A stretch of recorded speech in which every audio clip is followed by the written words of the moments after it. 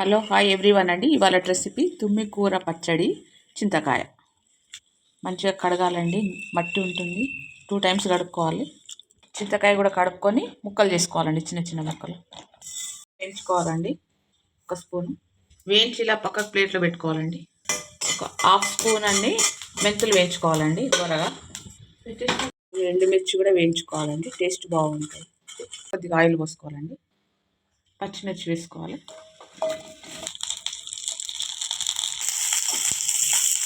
ఇలా మిరపకాయలు వేగాక ఇప్పుడు తుమ్మి కూర వేసుకోవాలండి, కడిగి పెట్టుకున్నది.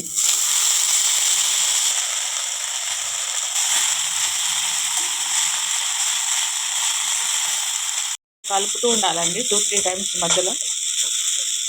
ఇలా వేగాక తీసి ప్లేట్లో పెట్టుకోవాలండి పక్కకు.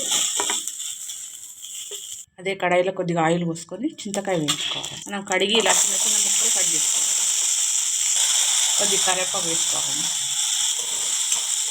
ఇలా వేగాక తీసి పక్కకు ప్లేట్లో పెట్టుకోవాలండి. చల్లారాక మిక్సీ పట్టుకోవాలి. నువ్వులు, మెంతులు, జీలకర్ర, ఎల్లిపాయ, మిర్చి ఇవన్నీ మిక్సీలో వేసుకోవాలి. ఉప్పు,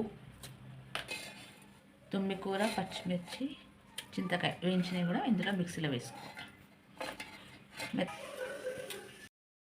ఇలా మెత్తగా మిక్సీ పట్టుకోవాలండి. ఇప్పుడు పోపు పెట్టుకోవాలి. కడాయి పెట్టి ఆయిల్ పోసుకోవాలి.